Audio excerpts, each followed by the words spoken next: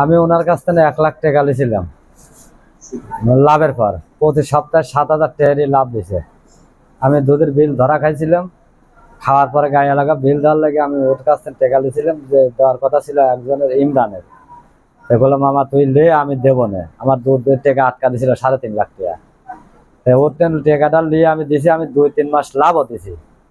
দেওয়ার পরে আমি যখন কুলেবে না পারি, তারপর 7,000 টাকা প্রতি সপ্তাহে 1 লাখে। পরে আবার পেঁয়াজ দিয়ে কয় যে কাকা টাকা দেওয়া লাগবে, না হলে পরে তোর মিল টিল ছাড়া লাগবে। তারপর মিল ছাড়বো কে? এক পর্যায়ে যাই হোক আওয়ামী লীগের নেতা হইলো হালিম মাস্টার, তারপরে আমার হলো মেম্বার চাপ মিটিং করে চাপ সৃষ্টি করলো। করার পরে তখন আমি ব্যবসা আমার বন্ধ হয়ে গেল। আমি মিলিটারির কাছে দিয়েছিলাম 6 লাখ টাকা দুধের, অন্য টাকা মারি দিছে এই এই ব্যক্তি। ওনা যা আমাকে টাকা নাজাব করে দিছে, বুঝছেন? দিছিলাম ওই যে নজরুলের জামাই, এই দুধের টাকা আমাকে ঠেকা দিয়ে আমার ব্যবসা মায়ের খাওয়াইলো। মায়ের খাওয়ানোর পর উনি প্রতিষ্ঠান নদীর আমার ব্যবসা মায়ের। পরে আমি যখন মা বাটালা দিবি লাগলো, আমি তখন ঢাকা চলে গেলাম। তখন আমাকে রাস্তায় এই আনার কষায় মারার পরে আমার 1,75,000 টাকা দুধের বিল ছিল, কারিয়ে নিয়েছে। কারিয়ে নেওয়ার পরে আমি লোকজনে করলাম, থানায় এসে মিটিং দিলাম। সে মিটিং আমার বসলো না, কোনো কার্যকারী করলো না। না করার পরে এইবার আসছে, আমি বললাম কাকা তুমি যে কটা টেয়া পাবে আর আমি যে কটা পাবো দিয়ে দাও, দিয়ে তোমারটা তুমি নিয়ে নাও। কারণ ও বলতেছে যে না আরো 60,000 টাকা তো লাভ দেওয়া লাগবে।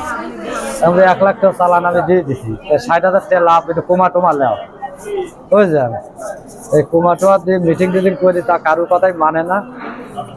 কালকে রাত 10টার সময় আমি দোকানের পর বসে রয়েছি, আর ওরা 2-3 জন যায় পিছন থেকে আমার গলা ছাড়ি ধরছে, আর একজন চাপাতে দিয়ে কোপ মারেছে।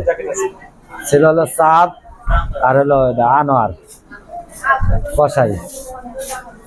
হ্যাঁ, আরো 2 জন ছিল, ও 2 জন হলো সাইডে দাঁড়া ছিল। পরে আমি ভ্যানটাতে ছুটে দোকানের ভিতরে ঢুকে গেছি, তবে আমি বাঁচছি। তাছাড়া তো আমার খনেই মারি ফেলায় কোপ মারছে।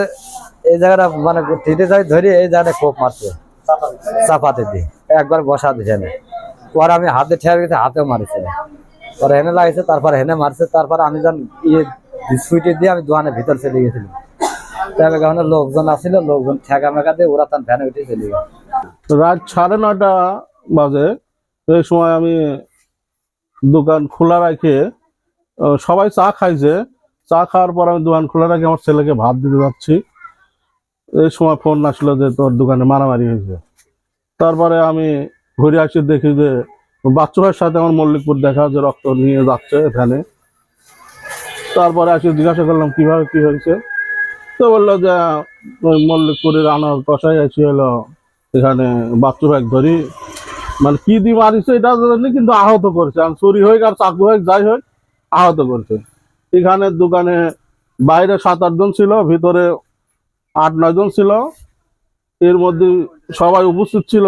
এখানে আওয়াল ভাই ছিল, জুলাস ভাই ছিল, সবি ভাইরা ছিল, জহরুল ছিল, শামীম মামা ছিল, ভিতরে কাকা বাচ্চুর বাপও ছিল, তারপরে মুখলেস অনেক। আমি দায়িত্ব দিই আর কি দোকান থেকে বের হয়ে যায়, আসি দেখি যে অবস্থা।